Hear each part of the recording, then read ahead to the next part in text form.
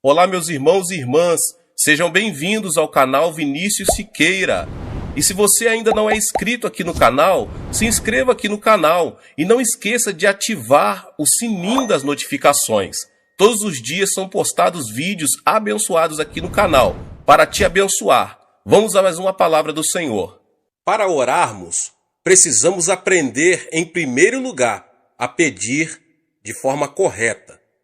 Embora seja verdade que Deus sabe de tudo, não podemos ter a atitude de que não é necessário pedir, porque Ele já sabe de tudo que precisamos.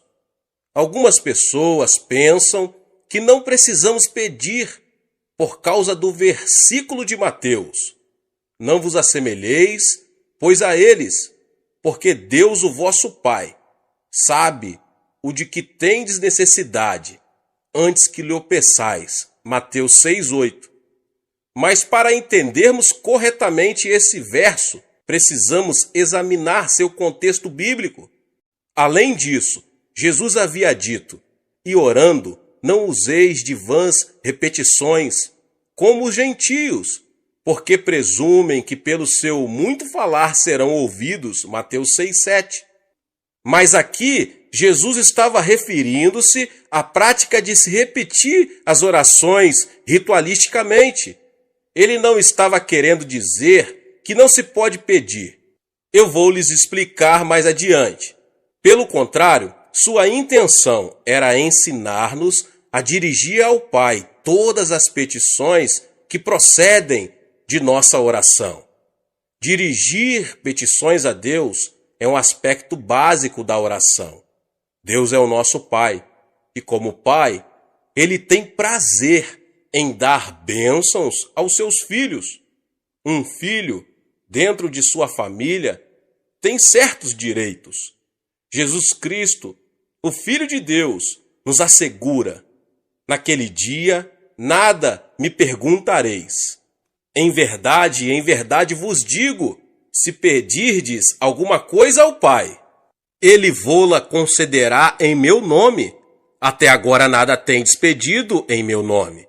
Pedi e recebereis, para que a vossa alegria seja completa. João 16, 23 e 24. E no versículo 27, ele mostra por que isso acontece desse jeito. Porque o próprio Pai vos ama, visto que me tendes amado e tendes crido que eu vim da parte do Pai. O Pai nos ama porque cremos em seu Filho. Portanto, somos participantes da herança do Filho unigênito de Deus. Deus é muito bondoso, meus irmãos e irmãs. Ele quer dar-nos todas as boas coisas, desde que lá peçamos. Ora, se vós, que sois maus, sabem dar boas dádivas aos vossos filhos, quanto mais vosso Pai que estás nos céus dará boas coisas ao que lhe pedirem. Cristo veio a este mundo para proporcionar redenção e restauração ao homem caído.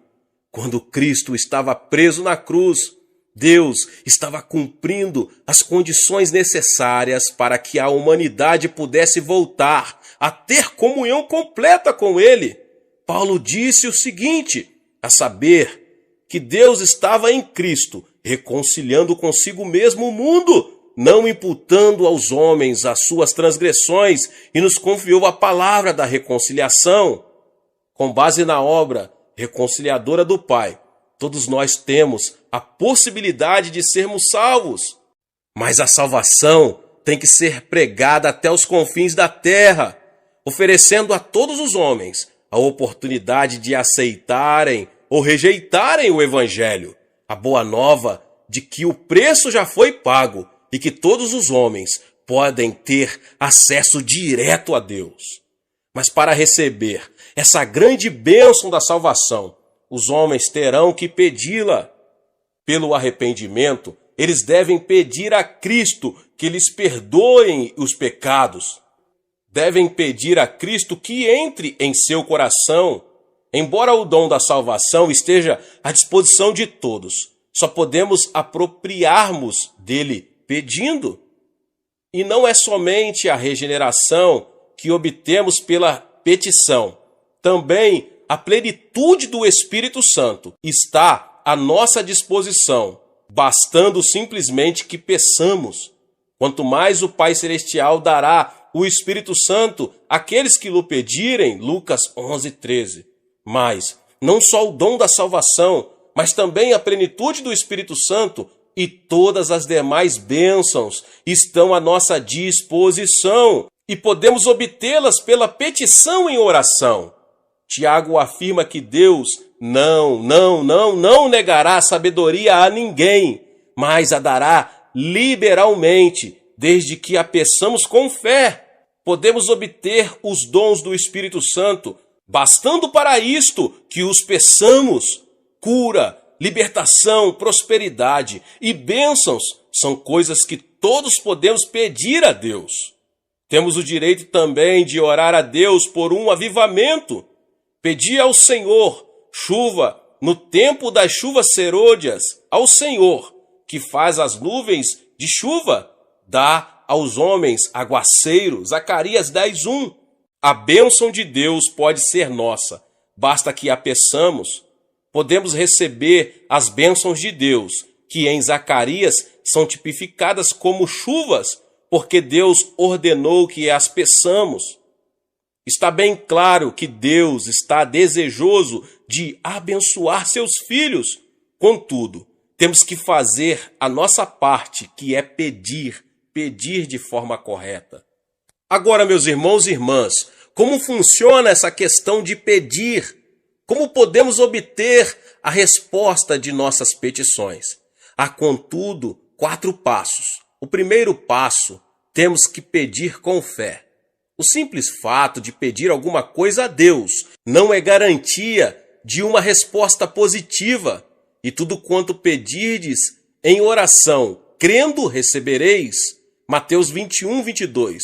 O segundo passo, temos que manter um relacionamento com Cristo. Se permanecerdes em mim e as minhas palavras permanecerem em vós, pedireis o que quiseres e vos será feito. João 15:7. Quando permanecemos em oração, desenvolvemos-nos espiritualmente, de modo que os desejos dele passam a ser os nossos. O terceiro passo, temos que ter a motivação correta. Pedis e não recebeis, porque pedis mal, para esbanjardes em vossos prazeres. Tiago 4:3. Sabemos que é desejo de Deus dar-nos boas coisas. Contudo, muito de nossos pedidos são inspirados por puro egoísmo. Deus quer que nossas petições tenham a finalidade de glorificá-lo. O quarto passo temos que pedir segundo a vontade de Deus. Será que isso quer dizer que teremos de procurar saber primeiro, antes de orar, se Deus quer que sejamos curados? Não. E é por isso que é tão importante conhecermos as Escrituras. A Bíblia nos diz qual é a vontade de Deus. Mas quando oramos, pedindo algo que Deus já nos prometeu, temos certeza de que oramos segundo a sua vontade. E esta é a confiança que temos para com Ele, que se pedirmos alguma coisa segundo a sua vontade, Ele nos ouve. E se sabemos que Ele nos ouve quanto ao que lhe pedimos, estamos certos de que obtemos os pedidos que lhe temos feito. 1 João 5, 14, 15. Agora, meus irmãos e irmãs, como Deus responde às nossas petições? Deus responde às nossas petições segundo sua maneira própria de ser. Ele não se limita a nos dar exatamente aquilo de que precisamos. Ele nos dá em abundância. E o meu Deus, segundo a sua riqueza em glória, há de suprir em Cristo Jesus cada uma das vossas necessidades. Filipenses 4,19. Os recursos de Deus são ilimitados. Deste modo, Ele supre todas as nossas necessidades. Mas Deus não tem falta de bênçãos. Ele possui um depósito completamente cheio, meus irmãos e irmãs. Só precisamos saber como abrir esse depósito, aprendendo a pedir. Aprendi esses princípios bem no início de meu ministério. Estudei as Escrituras e descobri que Deus é bom. Iniciei meu ministério na região mais pobre da Coreia, numa época de séria depressão econômica em nosso país, logo após a Guerra da Coreia. Aprendi a jejuar, não porque fosse espiritual, mas porque não tinha nada para comer. E através da oração e da leitura da palavra de Deus, entendi que Deus não era o Deus apenas da Europa e dos Estados Unidos. Ele é o Deus de quem quiser aprender a confiar nele. Há uma experiência que já contei muitas outras vezes, mas sempre alguém que nunca ouviu. Se você não ouviu, ouça agora mesmo. Ela ilustra perfeitamente como podemos obter respostas de oração das mãos de nosso Pai Celestial. Quando iniciei meu ministério, ainda era solteiro e morava num pequeno cômodo. No inverno, eu me protegia do frio, enrolando-me com cobertores, pois não tinha nenhum outro meio de aquecimento. Comecei a pregar a mensagem da abundância de Deus, conforme havia nas Escrituras, e assim me vi num dilema. Se Deus era tão bom, se possuímos tantos e tão vastos recursos, por que eu era tão pobre?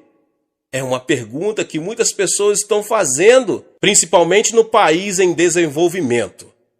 Um dia, percebi que precisava de 3 coisas. Como não tinha um veículo para visitar os membros de minha igreja, precisava de uma bicicleta. Precisava também de uma escrivaninha, pois não tinha onde colocar a Bíblia. E resolvi pedir a Deus uma cadeira também, pois precisava dela para a mesa. Hoje, essas 3 coisas podem parecer insignificantes, mas há mais ou menos 25 anos eram coisas raras em nossa região. Contudo, com toda confiança, pedi a meu Pai Celeste essas 3 coisas: uma cadeira, uma mesa e uma bicicleta. E apresentei essa mesma oração a Deus durante vários meses, achando que se repetisse continuamente, por fim, Ele me ouviria e me atenderia. Mas 6 meses depois, fiquei meio desanimado e fiz uma oração desalentado. Senhor, sei que o tempo não significa nada para ti, e eu preciso muito dessas coisas agora. Talvez o Senhor esteja pensando em demorar mais para atender a minha petição, mas se demorar muito, eu morro e não preciso mais delas. Então, ouvi uma voz suave e tranquila me falando no íntimo: Filho, escutei sua petição desde a primeira vez em que fez, há 6 meses. Então por que não me atendeu? Indaguei. Você me pediu uma bicicleta, não foi? Continuou Deus. Mas existem muitos tipos de bicicletas.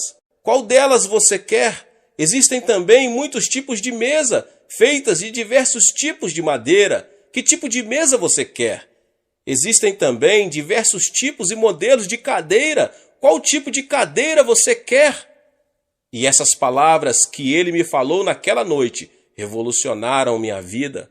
Então resolvi pedir a Deus objetos específicos. Uma bicicleta da fabricação americana, que naquela época havia 3 tipos de bicicleta, mas a americana era a de melhor qualidade. Pedi uma escrivaninha de mogno das Filipinas e, por último, pedi uma cadeira. Mas não era uma cadeira qualquer. Queria uma cadeira com rodinhas nos pés, para que pudéssemos girá-la à vontade, como um daqueles grandes empresários. 2 semanas depois, ganhei uma bicicleta americana um pouco usada e fora do filho de um missionário. Depois ganhei a escrivaninha de mogno das Filipinas e a cadeira para fazer jogo com ela. É claro que era uma cadeira giratória. A parte mais interessante dessa experiência ocorreu antes de eu receber estas coisas. Um domingo, eu estava pregando sobre Romanos 4,17, como está escrito: por pai de muitas nações te constituí perante aquele no qual creu, o Deus que vivifica os mortos e chama à existência as coisas que não existem. No meio do sermão, eu me ouvi dizer com grande convicção: eu ganhei uma bicicleta, uma escrivaninha e uma cadeira. E em seguida pus-me a descrever cada um desses objetos. Depois do culto, 3 rapazes que hoje estão no ministério me procuraram e perguntaram: pastor, será que poderíamos ver esses 3 grandes presentes que Deus lhe deu? Era bastante compreensível que eles estivessem curiosos, pois essas coisas eram muito incomuns naquela região. A caminho de casa comecei a me preocupar com o que ia dizer aqueles jovens quando vissem meu cômodo vazio. Assim que abri a porta, vi-os correr os olhos pelo aposento desprovido, procurando minha bicicleta, a cadeira e a mesa. Afinal, um deles disse: pastor, onde estão? Indagou com expressão de espanto. Bem aqui, repliquei, apontando para o meu estômago.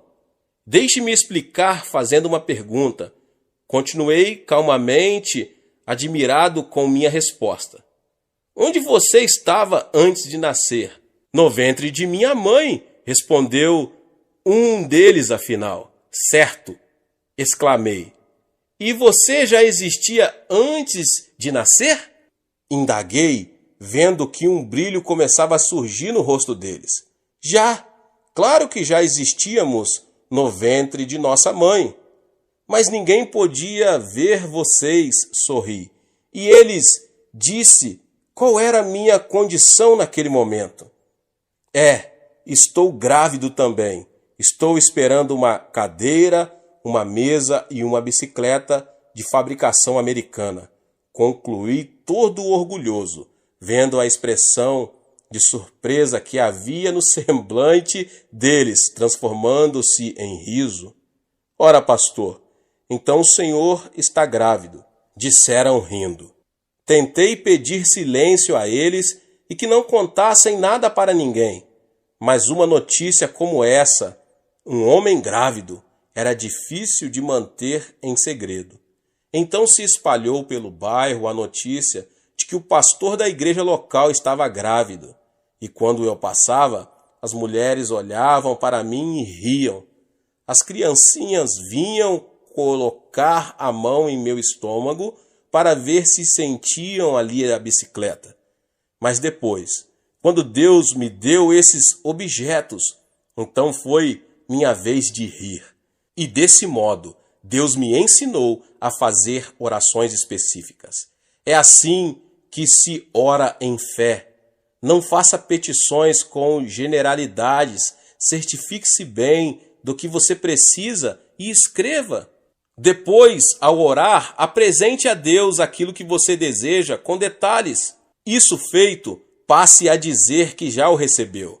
Talvez não queira dizer em público, mas comece a dar graças a Deus e a confessar que já recebeu a resposta. Lembre-se de que se pedirmos com fé, Deus nos dará o que pedimos. É muito interessante que Deus tenha ensinado isto para um pastor de um pequeno país. Parece que geralmente só os pastores de países do Ocidente falam sobre a abundância das bênçãos de Deus ao atender suas necessidades, mas eu posso testemunhar de que ele pode fazer o mesmo por qualquer homem ou mulher que lhe o pedir segundo a sua santa palavra. Muitas vezes deixamos que as condições sociais ou econômicas em que vivemos venham a ditar o nível de nossa fé. É por isso que devemos pedir a Deus que amplie nossa visão e nossos sonhos, já que estes são a linguagem do Espírito Santo. Tendo uma visão mais ampla, poderemos obter maiores bênçãos de Deus. Certa vez, Winston Churchill disse que os grandes homens procedem de grandes países, vivem em épocas de grandes realizações e desempenham grandes tarefas. Em geral, é assim que acontece.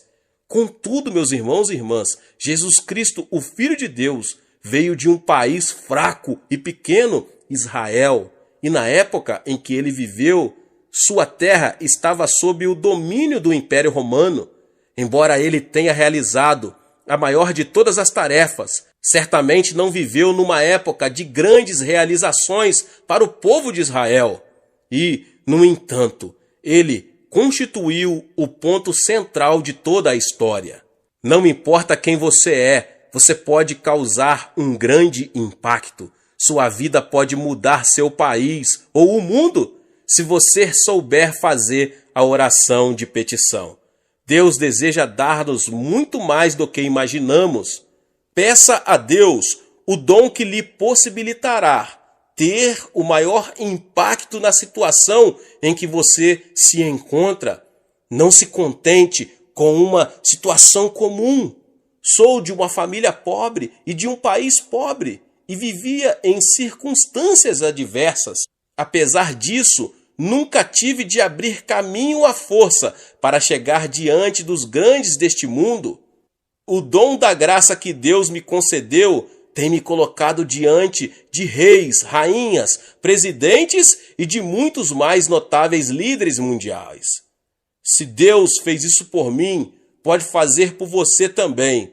Mesmo que você, que agora ouve essa mensagem, vive num país pobre da América Latina, sua vida pode deixar uma marca profunda nesse país e no mundo. Onde quer que você esteja agora, Deus pode e quer usá-lo para ajudar a atear o fogo do avivamento que irá varrer a África, a Ásia, a Europa, a América.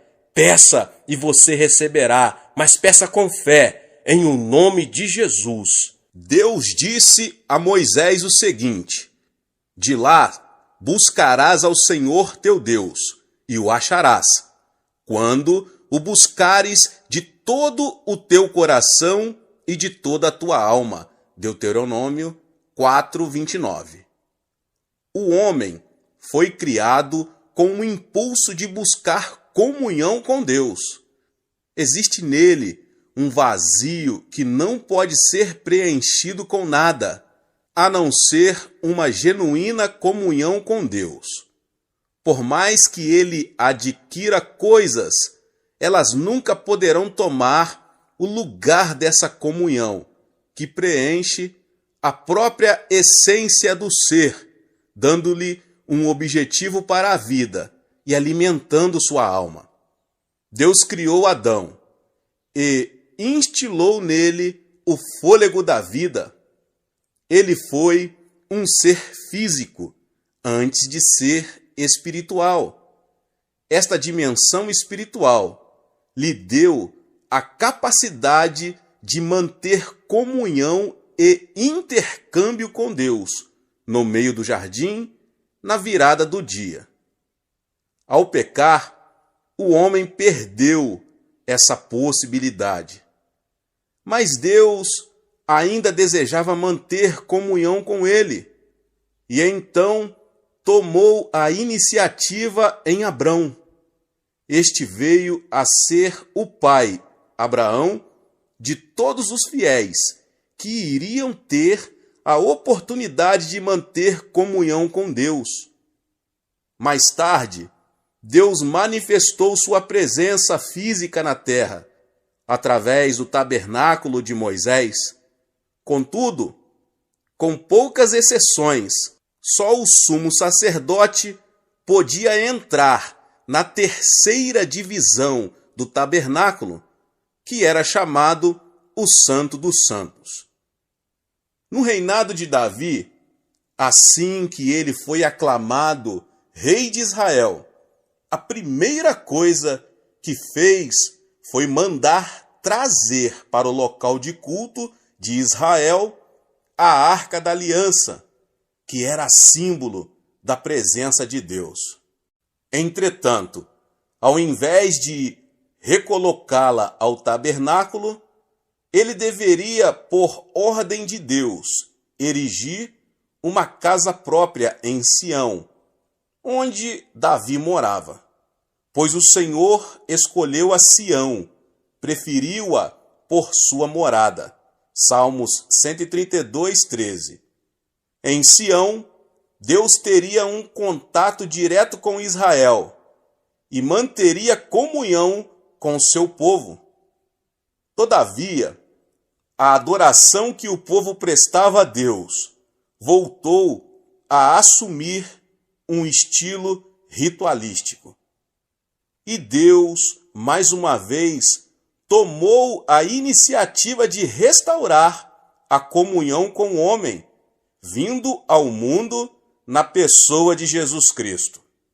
Hoje, na era da igreja, Deus nos deu o Espírito Santo, para que pudéssemos manter comunhão com o Pai e o Filho.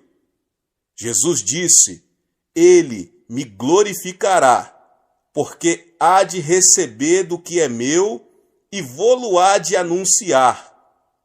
Tudo quanto o Pai tem é meu.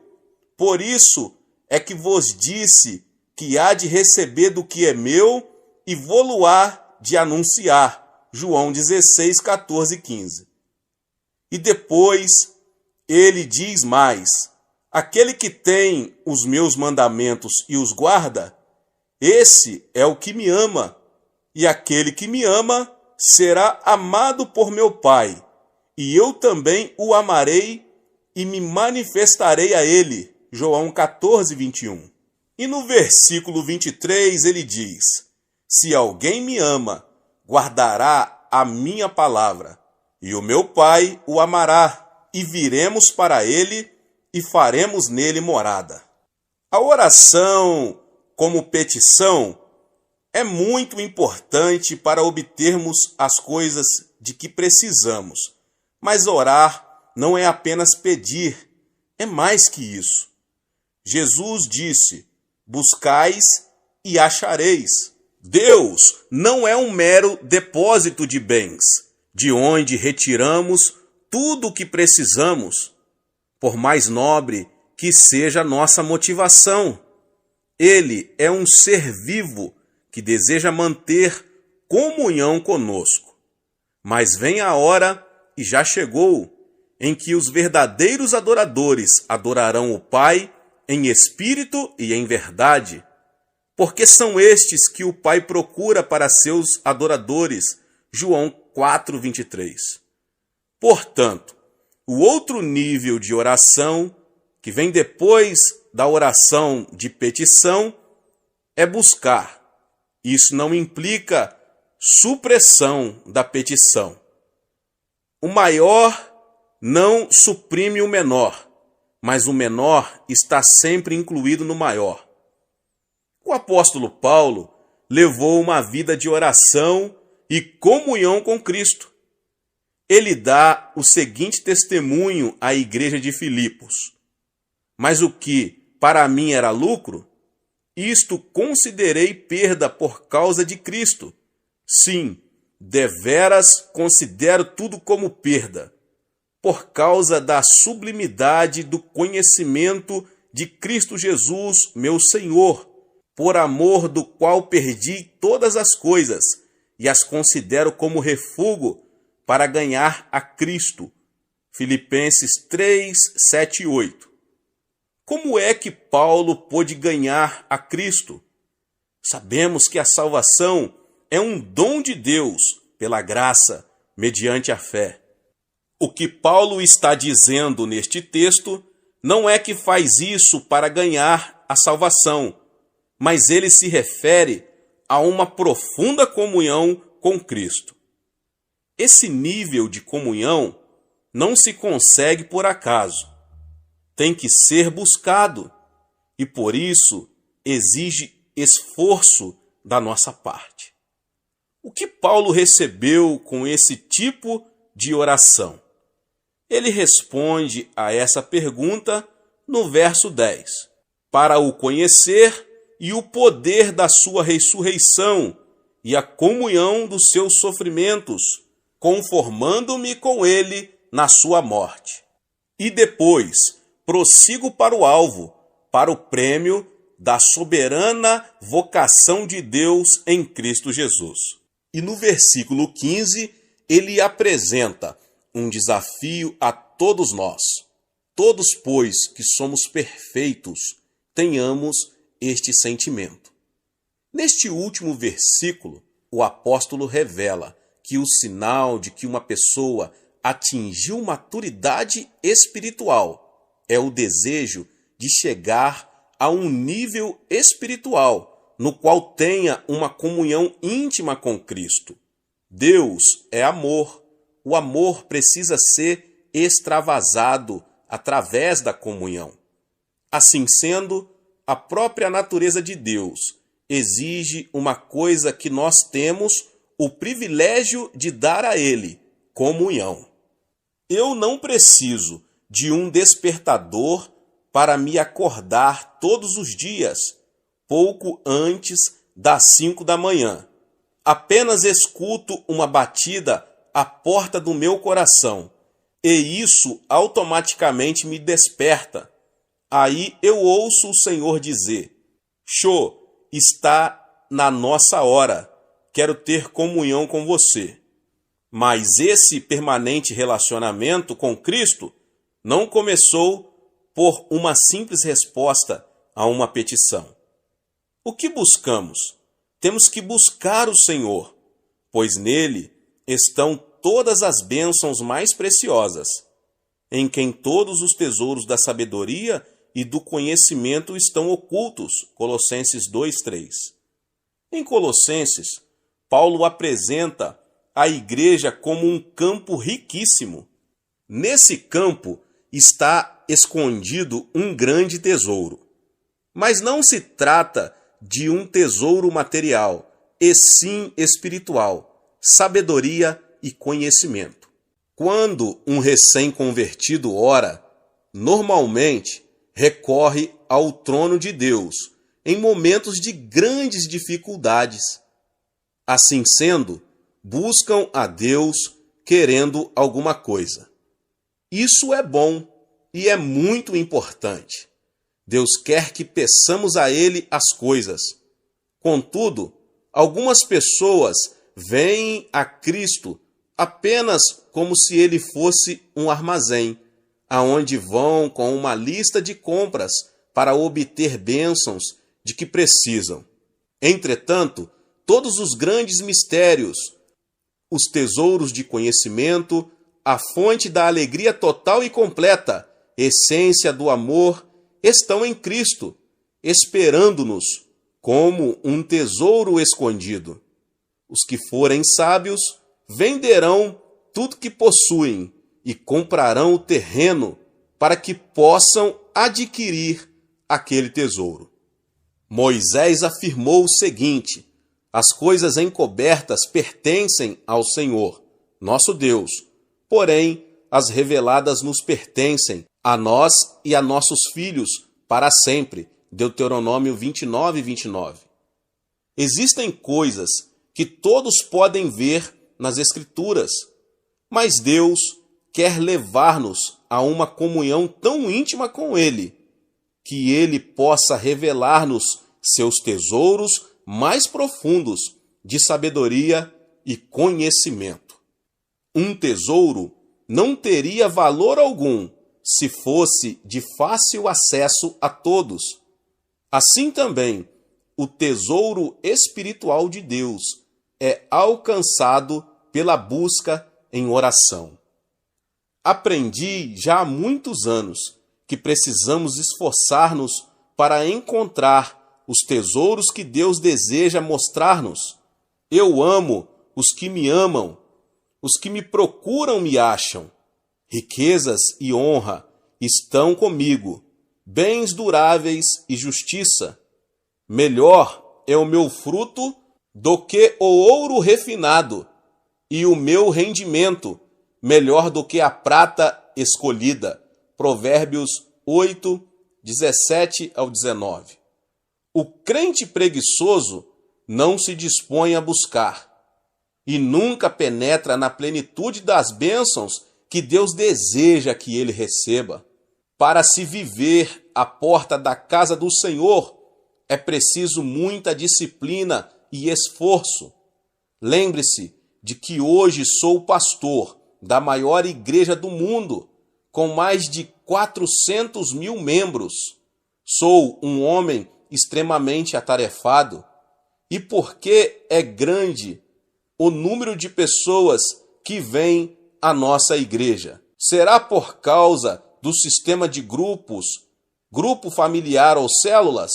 Embora esse sistema seja um meio muito eficaz, pelo qual a maioria dos membros da nossa igreja veio ao conhecimento de Cristo, não é a principal razão pela qual milhares de pessoas esperam em fila no domingo para conseguir lugar em um dos 7 cultos de nossa igreja.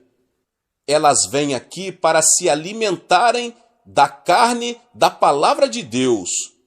E de onde recebo minhas mensagens? Recebo-as do meu Senhor, em oração e íntima comunhão e união com Ele. Todos os crentes sábios devem ter como imperativo para a sua vida as seguintes palavras: ouvi o ensino, sede sábios e não o rejeiteis. Feliz o homem que me dá ouvidos, velando dia a dia as minhas portas, esperando as ombreiras da minha estrada. Porque o que me acha a vida e alcança favor do Senhor. Provérbios 8, 33 ao 35. Se você não possui uma vida espiritual vibrante, é que ainda não aprendeu a buscar o Senhor.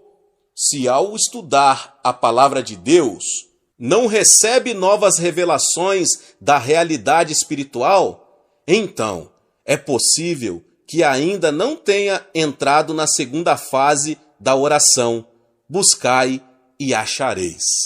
Embora orar seja apresentar petições a Deus e buscá-lo numa dimensão de profunda comunhão, também é interceder junto a Ele no Espírito Santo. Então, a oração de intercessão é o terceiro nível de oração, no qual participamos da compaixão de Cristo por uma pessoa, uma circunstância, uma necessidade em alguma parte do mundo. A intercessão é o tipo de oração pelo qual podemos tornar-nos participantes dos sofrimentos de Cristo. Quando oro no Espírito Santo, sei que algumas dessas orações têm como objetivo pessoas e circunstâncias de outras partes do mundo. Posso não conhecer com exatidão os detalhes do problema, mas Ele conhece e me usa para orar até o fim, até eu ficar sabendo que Deus já atendeu a petição. Um amigo missionário narrou-me um fato miraculoso que mostra a importância da intercessão. Um grupo de missionários estava viajando num deserto da África. A certa altura, sobreveio-lhes um forte vendaval que os obrigou a mudar a rota. 2 dias depois, seu suprimento de água acabou. Ficaram a vaguear pelo deserto, sofrendo desidratação. De repente, deram com um poço de água e foram salvos. Mais tarde, voltando a esse lugar onde tinham sido salvos, constataram que o poço não existia. Na ocasião em que estavam passando por aquela necessidade, alguém estivera intercedendo em oração e Deus fizera um milagre. Em 1965, conheci uma senhora que me relatou sua experiência de intercessão em favor de nossa igreja. Após fundar minha primeira igreja, que ficava numa localidade afastada de Seul, comecei um trabalho pioneiro para a organização de uma igreja no centro da capital. 20 anos antes de eu começar essa igreja em Seul, aquela senhora tinha tido 3 visões dela. Após cada uma das visões, ela intercedeu por nós no Espírito. Na ocasião em que ela orava, 1944, o país ainda estava debaixo da ocupação japonesa e não havia ainda qualquer plano acerca da igreja. Mas o Espírito Santo sabia que essa igreja, que se chamava de Igreja de Sudaemon, por causa do local onde se situava, iria tornar-se a igreja central do Evangelho pleno.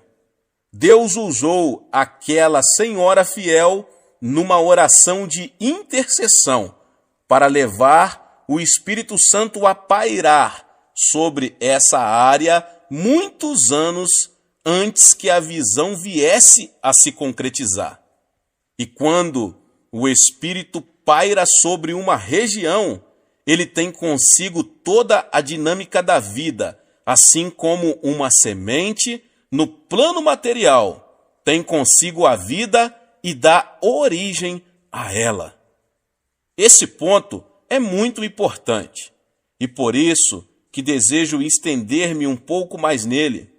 Na concepção de uma criança, o óvulo da mãe e o espermatozoide do homem já trazem consigo um complexo código, que é, na verdade, uma estrutura básica do que aquele indivíduo será no futuro, determinado por esse código genético. Quando o Espírito Santo produz vida, grande parte da dinâmica dessa vida é determinada pela vontade de Deus e implementada pelo Espírito Santo. Em 1944, ninguém imaginava que no futuro Deus ergueria no centro de Seul uma igreja que seria o meio pelo qual toda a nação coreana iria receber o Evangelho. Mas o Espírito Santo sabia, pois conhece a mente de Deus. Por isso, ele despertou uma fiel intercessora que iria orar no Espírito 20 anos antes de tornar-se evidente a realidade pela qual intercedia. Essa senhora viu a igreja, viu que ela seria a maior igreja do mundo. Ela teve a mesma experiência de Simeão e Ana, em Lucas, no capítulo 2.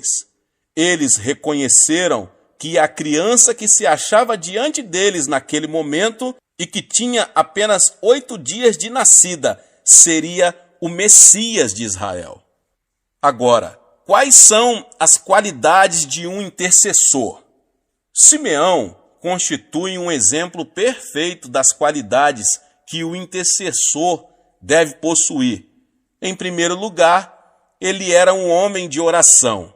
A pessoa que quiser entrar no ministério de intercessão tem que ser dedicada à oração.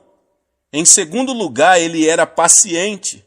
A Bíblia diz que Simeão aguardava a consolação de Israel, enquanto a maioria das pessoas aguardava uma solução política.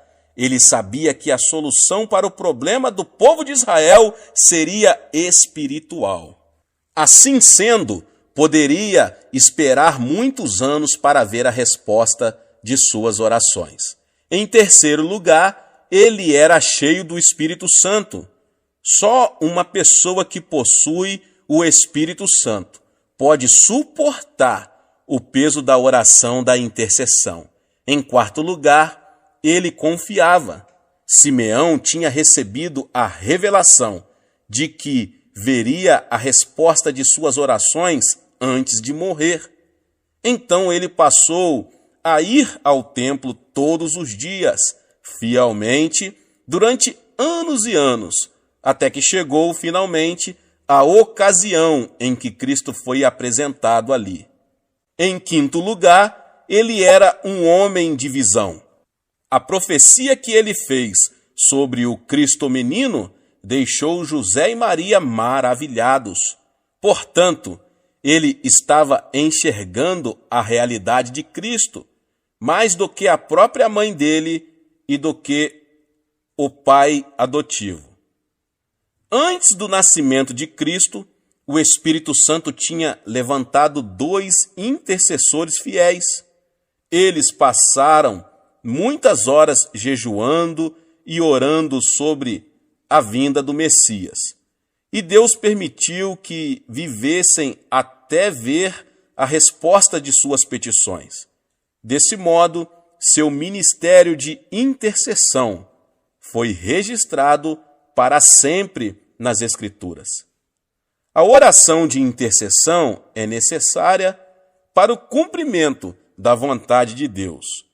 Isso não quer dizer que Deus seja capaz de realizar sua vontade sozinho, mas Ele resolveu incluir nossa participação na realização dela. Assim sendo, aqueles que assumem um ministério de intercessão, na verdade, se tornam partes integrantes da realização dos planos e propósitos de Deus.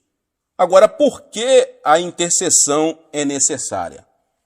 Antes de analisarmos a necessidade da intercessão, devemos ver o que nós, discípulos de Cristo, somos nessa terra. Nós somos o sal da terra. Mateus 5,13. O sal dá sabor aos alimentos, aos quais é adicionado. Jó disse o seguinte: comer-se-á sem sal o que é insípido? Jó 6,6. A igreja deve ter na terra a mesma função do sal. Nossa presença na terra impede que Deus destrua este mundo pecaminoso, como destruiu Sodoma e Gomorra. Assim, ele coloca sobre nós a responsabilidade do retardamento do juízo final, dando mais tempo aos homens para que aceitem ou rejeitem a Jesus Cristo como Salvador. Da mesma forma, somos embaixadores de Cristo. Assim, somos enviados como representantes oficiais de nosso governo, o Reino de Deus, para apresentar seus interesses em um país estrangeiro. Quando 2 governos estão em guerra, a primeira coisa que fazem é retirar seus embaixadores. Portanto, o fato de permanecermos nesta terra significa que Deus ainda está suportando o pecado do mundo e ainda há tempo para se pregar o Evangelho. Mas o sal também restringe o processo da deterioração. Antes de existirem geladeiras, as pessoas que viajavam também tinham que cobrir de sal a carne que levavam, para que ela não se estragasse. O espírito do anticristo já está em operação na terra desde o 1º século. João escreveu o seguinte: e todo espírito que não confessa a Jesus não procede de Deus.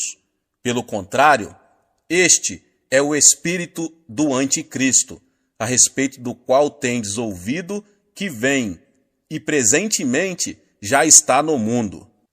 Filhinhos, vós sois de Deus, e tendes vencido os falsos profetas, porque maior é aquele que está em vós do que aquele que está no mundo.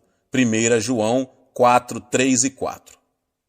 O espírito do anticristo, que é o espírito do desrespeito às leis, está operando com uma influência cada vez maior no mundo. Eventualmente, esse espírito produzirá o anticristo em pessoa. Por meio da igreja, o Espírito Santo está detendo essas forças contrárias a Deus, até que essa força positiva seja removida da terra. À medida que vamos amadurecendo no cristianismo, começamos a compreender que ser crente não é apenas um privilégio, mas também constitui uma responsabilidade. E sendo a principal barreira que impede a expansão da influência de Satanás no mundo, precisamos entender bem a importância da oração de intercessão. Se não entendermos claramente nossa condição de sal da terra e por negligência permitimos que o mal assuma o controle das circunstâncias naturais prevalentes em nosso país, então o sal terá perdido seu sabor. Naquela ocasião, Jesus disse: para nada mais presta, senão para ser lançado e ser pisado pelos homens. Nós fomos chamados por Deus também para sermos um reino de sacerdotes. E como corpo sacerdotal de reis, recebemos a autoridade. A tarefa do sacerdote do Antigo Testamento era interceder pelo seu povo diante do propiciatório.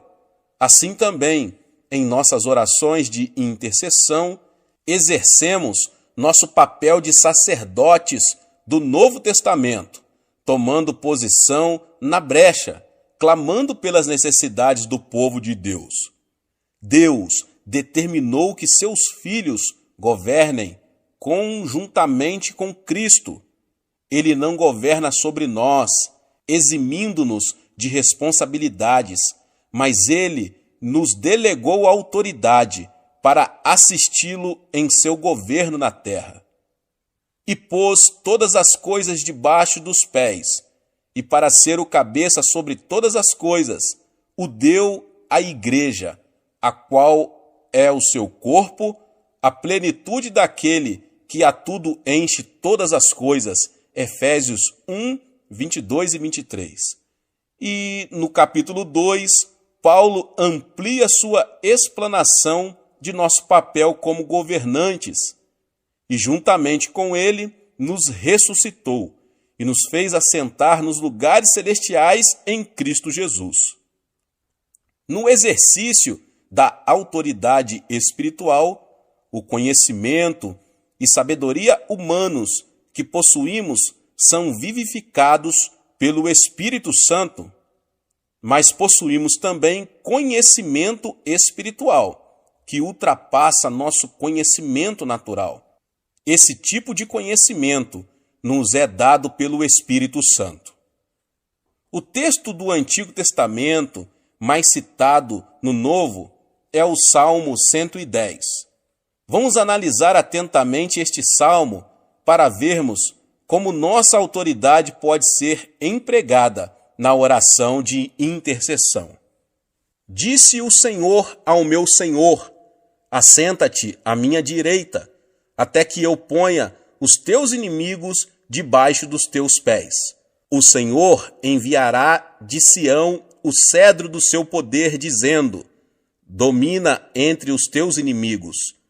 Apresentar-se-á voluntariamente o teu povo no dia do teu poder, com santos ornamentos, com o orvalho emergindo da aurora, serão os teus jovens. O Senhor jurou e não se arrependerá.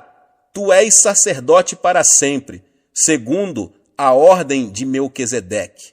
O Senhor, à tua direita, no dia da sua ira, esmagará os reis. Ele julga entre as nações, enche-as de cadáveres, esmagará cabeças por toda a terra. De caminho, bebe na torrente e passa de cabeça erguida. Nesse importante salmo, Cristo é apresentado como o supremo governante da terra e como sumo sacerdote, segundo a ordem espiritual de Melquisedeque.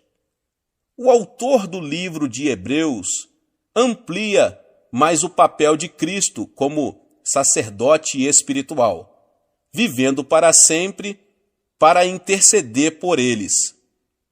O governo de Cristo se revestirá de características bem peculiares, pois que governará sobre seus inimigos. Davi, quando era rei, no meio de seus inimigos, possuía um trono físico. Assim também, Cristo, que se acha no pleno controle de tudo, sem contudo possuir os tronos físicos do poder terreno.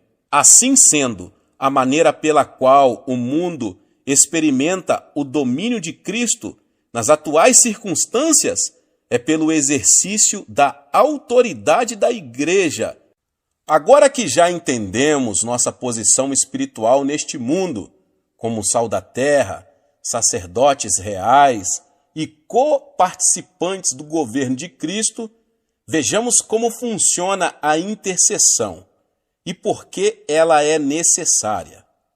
Como vimos na oração que Daniel fez, Satanás faz oposição à vontade de Deus, não somente naquilo que diz respeito à igreja, mas em tudo que se relaciona com o mundo.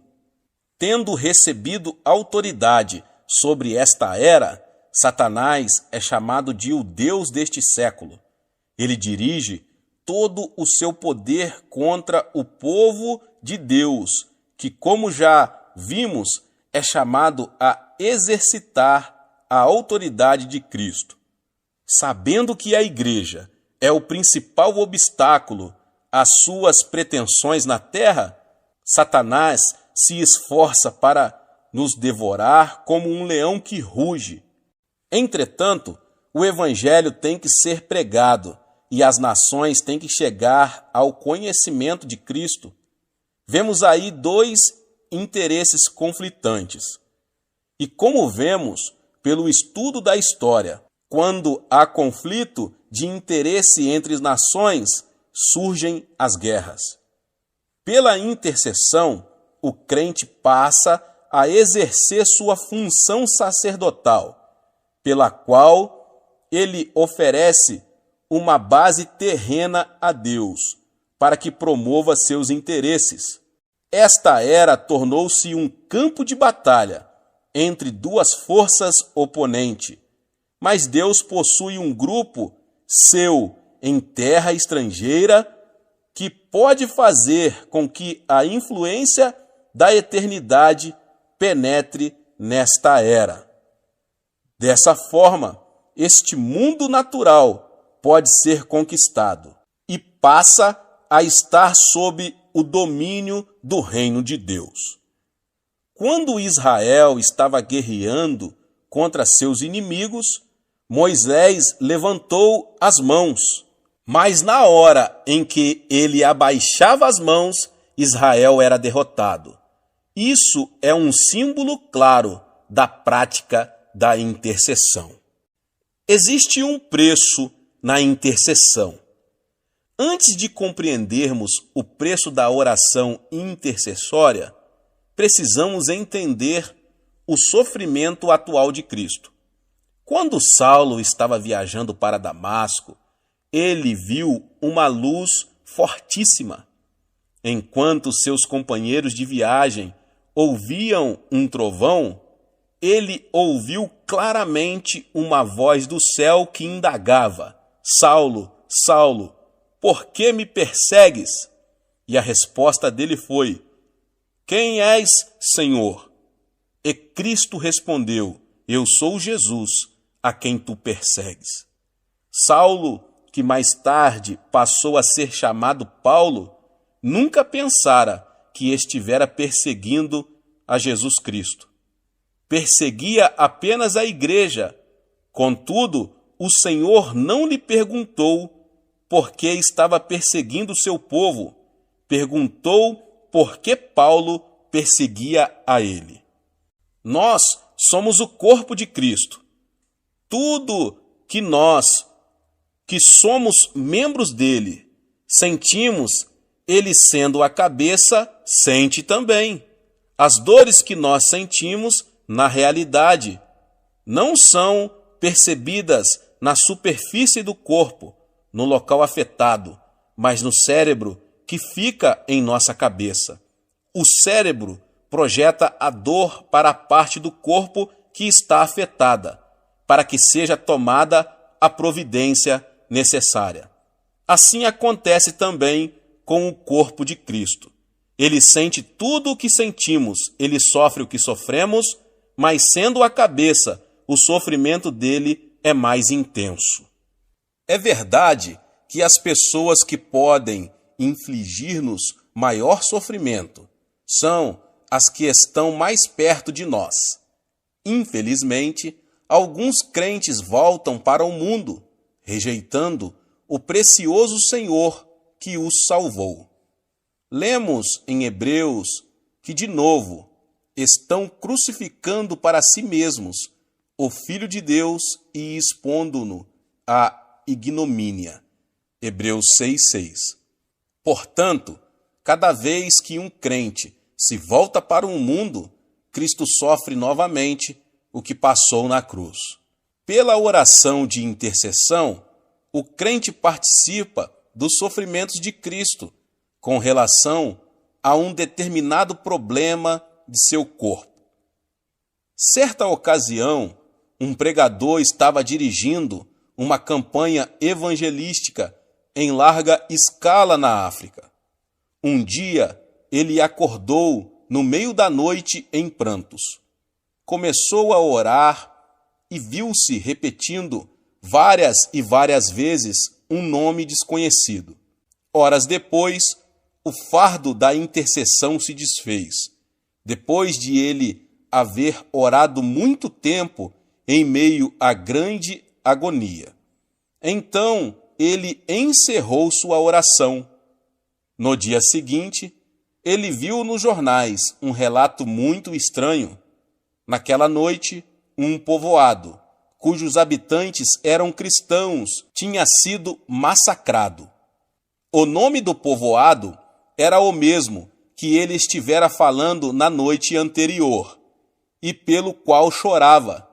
Cristo sofrera a dor de seu povo, mas encontrara alguém que estava disposto a participar de seu sofrimento e de interceder no Espírito.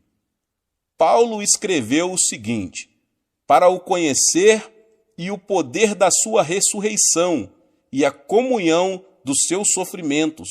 Filipenses 3,10. Nesse versículo, Paulo demonstra que não apenas quer gozar do poder da ressurreição de Cristo, mas também está disposto a ter comunhão com ele em seus sofrimentos. Em nossa igreja, dispusemo-nos a iniciar um ministério de intercessão. Já aprendemos a exercitar a oração da petição e estamos vendo nossas necessidades serem atendidas. Praticamos também a oração devocional, de modo que gozamos de comunhão com nosso maravilhoso Senhor. Mas estamos ainda mais comprometidos com a oração de intercessão, de modo que estamos presenciando um avivamento em nossa terra e o veremos no mundo todo. Não existe nenhum outro lugar da terra onde se saiba que milhares de pessoas estão jejuando e orando continuamente, entre 3 e 10 mil pessoas. Estamos encarando seriamente a batalha que Deus nos mandou travar. Estamos utilizando com toda seriedade as armas espirituais que nos garantirão a vitória. Sabemos perfeitamente qual é o campo de batalha, o coração de todos os homens do mundo, e estamos convencidos de que partilharemos da vitória final com o Rei da Glória. Quais portas adentramos ao fazer orações de intercessão? Além da sua função comum, como meio de entrada numa casa ou prédio, a porta é usada metaforicamente como entrada para uma experiência espiritual ou para uma oportunidade. Por isso, Jesus disse: "Eu sou a porta." Ele é o meio pelo qual o homem pode chegar ao Pai. Paulo empregou essa palavra como uma entrada para uma oportunidade. Ele disse: ora, quando cheguei a Troade para pregar o evangelho de Cristo, e uma porta se me abriu no Senhor, não tive, contudo, tranquilidade no meu espírito. 2 Coríntios 2, 12 e 13. Escrevendo à igreja de Filadélfia, João relata esta revelação de Cristo: conheço as tuas obras, eis que tenho posto diante de ti uma porta aberta, a qual ninguém pode fechar. Apocalipse 3, 8. Mas a porta não é apenas um símbolo de oportunidade para se pregar o evangelho de Jesus a uma comunidade. É também uma oportunidade para uma pessoa, como diz o Senhor: eis que estou à porta e bato. Se alguém ouvir a minha voz e abrir a porta, entrarei em sua casa e cearei com ele e ele comigo. Apocalipse 3:20. Existem portas de acesso às nações e grupos étnicos que podem ser abertas. Assim que ela se abre, essas pessoas podem receber fé e crer. Ali chegados, reunida a igreja, relataram quantas coisas fizera Deus com eles e como abrira aos gentios a porta da fé. Atos 14, 27. Entrar numa dessas portas de oportunidade implica enfrentar oposição espiritual por parte dos principados e potestades que impedem que as nações recebam o evangelho e o aceitem. Porque uma porta grande e oportuna para o trabalho se me abriu, e há muitos adversários. 1 Coríntios 16, 9. Somente o Senhor Jesus Cristo pode abrir uma porta que está fechada para o evangelho. Ora, quando cheguei a Troade para pregar o evangelho de Cristo, e uma porta se me abriu no Senhor. 2 Coríntios 2, 12.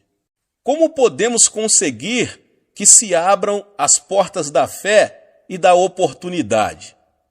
Já vimos que é Cristo quem abre essas portas. Contudo, Deus nos tornou membros do corpo dele. Isso significa que a cabeça tomou a deliberação de atuar na terra através de seu corpo. Assim, é necessário que utilizemos as armas da oração intercessória para resistirmos às forças espirituais que estão mantendo essas portas fechadas. Logo que as orações rompem essa barreira, Cristo pode abrir a porta e toda uma cidade, nação ou raça pode ser salva. Paulo confirma isso quando diz: suplicai ao mesmo tempo também por nós, para que Deus nos abra a porta à palavra, a fim de falarmos do mistério de Cristo, pelo qual também estou algemado, para que eu o manifeste como devo fazer. Colossenses 4, 3 e 4. E Cristo não quer abrir apenas as portas da oportunidade para que o seu povo possa pregar o evangelho. Existem portas de revelação e conhecimento que também podem ser abertas. Jesus repetiu muitas vezes a seguinte frase: quem tem ouvidos, ouça. Essa afirmação, dirigida às igrejas do Apocalipse, nos capítulos 2 e 3, nos mostra que muitas vezes não entendemos o que ouvimos. É preciso que a porta do entendimento seja aberta para que nossa mente compreenda o que Deus deseja revelar-nos. Depois destas coisas, olhei, e eis não somente uma porta aberta no céu, como também a primeira voz que ouvi, como de trombeta, ao falar comigo, dizendo: sobe para aqui, e te mostrarei o que deve acontecer depois destas coisas. Imediatamente eu me achei em espírito. Apocalipse 4, 1 e 2.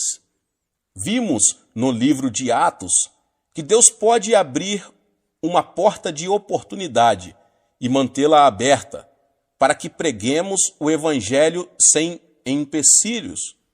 Paulo tinha sido acusado formalmente e conduzido a Roma,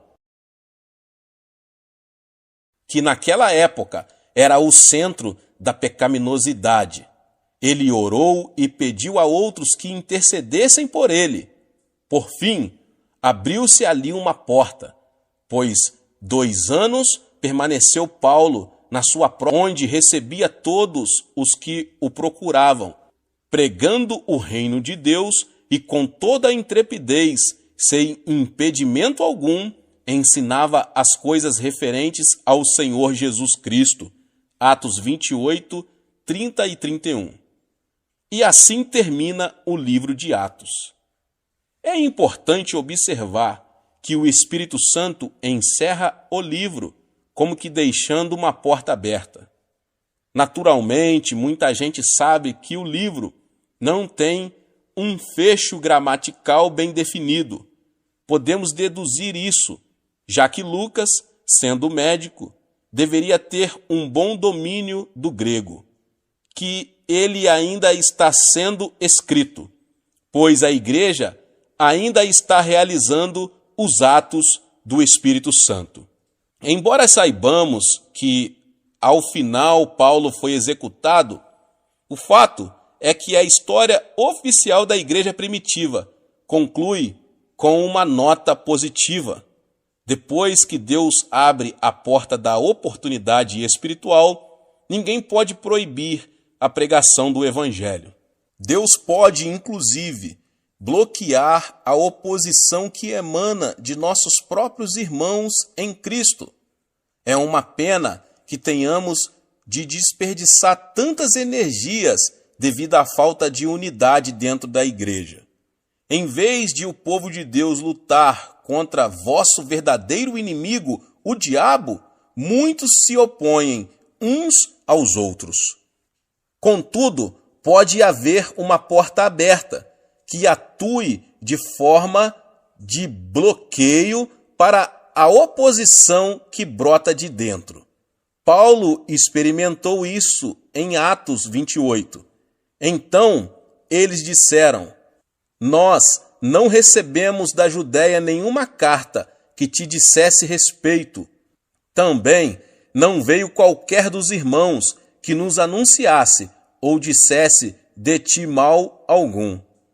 Portanto, está claro que o que os crentes do mundo inteiro precisam entender e começar a fazer é atuar nesse terceiro nível da oração, a intercessão. Bata e a porta se abrirá. Como já afirmei, não podemos fazer uma distinção muito exata entre os 3 tipos de oração. Podemos fazer petições, ter comunhão e intercessão no mesmo momento de oração. É difícil interceder sem ter comunhão com Cristo. Nossas petições serão mais eficazes na comunhão. E a intercessão implica fazer petições e ter comunhão. Contudo, se entendermos mais claramente esses 3 tipos de oração, poderemos orar com maior eficiência. Quando novos convertidos, encaramos a oração como um meio pelo qual podemos receber bênçãos de Deus. Com o passar do tempo, vamos amadurecendo espiritualmente e desejamos mais que isso. Agora, nossa experiência já não possui mais aquele forte sabor de novidade e podemos até pensar que estamos nos afastando da fé. O que está acontecendo, na verdade, é que estamos sendo desmamados e já nos encontramos preparados para ingerir alimento sólido. É então que precisamos passar a ter comunhão espiritual com Cristo através da obra do Espírito Santo. Assim, quem tem início o nosso relacionamento pessoal com Cristo, começamos a ter o mesmo sentimento que Ele. Não podemos mais permitir que as coisas continuem do mesmo jeito de antes. e por isso nos apresentamos voluntariamente para fazer parte do exército da oração. Davi proferiu a seguinte profecia: apresentar-se-á voluntariamente o teu povo no dia do teu poder. Muitos perguntam por que estamos gozando de um avivamento contínuo aqui na Coreia. Nós nos dispusemos voluntariamente a orar até que o evangelho seja pregado no mundo todo, e as portas irão se abrindo à medida que as forças espirituais do mal forem sendo imobilizadas em nome de Jesus. Deus abençoe a sua vida, você que ouviu essa palavra. Talvez você chegou aqui pela primeira vez e ainda não é inscrito no canal. Se inscreva no canal e ative o sininho das notificações. Todos os dias são postados vídeos abençoados aqui no canal para te abençoar. Deixe também um seu like e não esqueça de compartilhar este vídeo, esta palavra, com mais pessoas. Nos vemos nos próximos vídeos. Amém!